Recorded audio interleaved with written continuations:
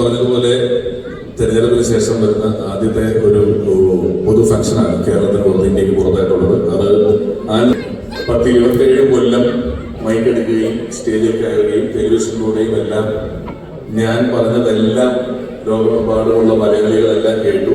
ഇനിയിപ്പം കുറച്ച് നാള് അവർ പറയുന്നത് ഞാൻ കേൾക്കാം എന്നൊരു ഉത്തരവാദിത്തത്തിലേക്കാണ് വന്നിരിക്കുന്നത്. ഒരു കക്ഷിരാഷ്ട്രീയം സംസാരിക്കുന്ന വേദിയൊന്നുമല്ല എന്ന ബോധ്യം എനിക്ക് ഉത്തമമായിട്ടുണ്ട്. ഈ തെരഞ്ഞെടുപ്പ് വിജയത്തെ പറ്റി ഇവരൊക്കെ പറഞ്ഞപ്പോൾ ഞാനൊരു ഓട്ട മത്സരത്തിലാണ് വിജയിച്ചതെങ്കിൽ, ഞാനൊരു പാട്ട് മത്സരത്തിലോ ചിത്രരചനാ മത്സരത്തിലോ ഒക്കെ വിജയിച്ചതെങ്കിൽ അതെന്റെ ഒറ്റയ്ക്കുള്ള കഴിവാണ്. അതിന്റെ എല്ലാ കാര്യത്തിലും എനിക്ക് അർഹതയുണ്ട്. തെരഞ്ഞെടുപ്പിനെ സംബന്ധിച്ചിടത്തോളം നമുക്ക് മത്സരിക്കാൻ മാത്രമേ പറ്റുള്ളൂ, വിജയിക്കാൻ പറ്റില്ല. വിജയിപ്പിക്കാൻ മാത്രമേ സാധിക്കുകയുള്ളൂ. അങ്ങനെ കേരളത്തിലെ ജനങ്ങൾ പറഞ്ഞ ഒരു വിജയിപ്പിക്കലായിരുന്നു ഇത്. അതിന് സാമൂഹിക മാധ്യമങ്ങളിലൂടെ എന്നെ സ്നേഹിച്ച നിങ്ങൾ ഓരോരുത്തരോടുമുള്ള നന്ദി ഞാൻ ഈ അവസരത്തിൽ ഹൃദയപൂർവ്വം പറയുകയാണ്. ഇങ്ങോട്ട് വരുമ്പം ഫ്ലൈറ്റിൽ തൊട്ടപ്പുറത്ത് ഒരു അമ്മയും കുഞ്ഞും ഇംഗ്ലീഷുകാരെയാണ്. എനിക്ക് മനസ്സിലായി കുഞ്ഞ് നമ്മൾ ഉറക്കം അതിന്റെ പീക്കിലെത്തുമ്പോൾ കരയാൻ വേണ്ടി റെഡിയായിട്ടിരിക്കുന്ന കുഞ്ഞാണെന്ന്. കുറെ നാളായിട്ട് ഉറങ്ങിയിട്ടില്ല. ഈ വരവിലാണെന്ന് ഉറങ്ങാൻ തീരുമാനിച്ചത്. ഉറക്കം പോകുന്ന എനിക്ക് ഉറപ്പായിരുന്നു. അപ്പൊ ഞാൻ വെറുതെ ആ സ്ത്രീയുടെ മുഖത്തൊക്കെ നോക്കി ഉടനെ ആ സ്ത്രീയോട് ട്രാവലിംഗ് അലോൺ ചോദിച്ചു. യെസ് പറഞ്ഞു. ഹസ്ബൻഡ് ഇംഗ്ലീഷിലാണ്. ഹസ്ബൻഡ് അപ്പുറത്ത് ഫ്രണ്ടിലാണ് സീറ്റ് കിട്ടിയത്. അയാളെ ഒന്ന് ഇങ്ങോട്ട് വിട്ടിട്ട് നിങ്ങൾ കണ്ടുകൊണ്ടിരിക്കുമോ എന്ന് ചോദിച്ചു.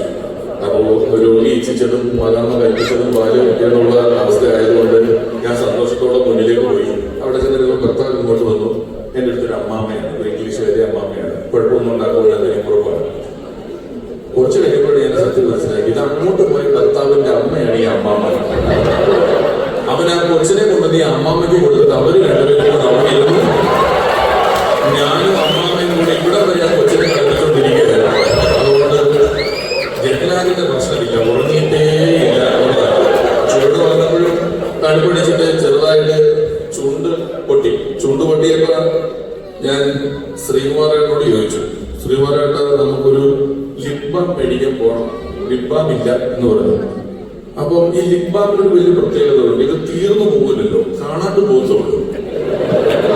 ഞാൻ കുട്ടികൾ പറഞ്ഞു ഒരു ലിപ് ബാം മേടിക്കാൻ പോകണമെന്ന് പറഞ്ഞു. ഒരു ഭാര്യയും കൂട്ടി വന്നിട്ട് പറഞ്ഞു നമുക്ക് പുള്ളിക്ക് കാണിക്കണം കുറച്ച്. എന്നെ നേരെ കോസ്കോ എന്ന് പറഞ്ഞൊരു കടയിൽ കൊണ്ടുപോയി. അവിടെ ATM കാർഡ് കൊടുത്തൊരു കാർഡ് മെമ്പർഷിപ്പ് ഒക്കെ ഉണ്ട് പുള്ളിക്ക്. കടയിൽ മെമ്പർഷിപ്പ് ഉള്ള ഞാൻ ആദ്യമായിട്ട് കാണും.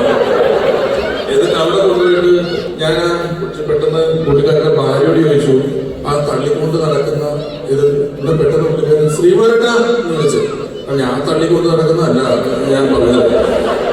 കാരണം ഒരു MLA ആയപ്പോൾ തന്നെ അടുത്തൊരു മുഖ്യമന്ത്രി ഞാനൊരു പ്രഖ്യാപിച്ച ആളാ കൂടി.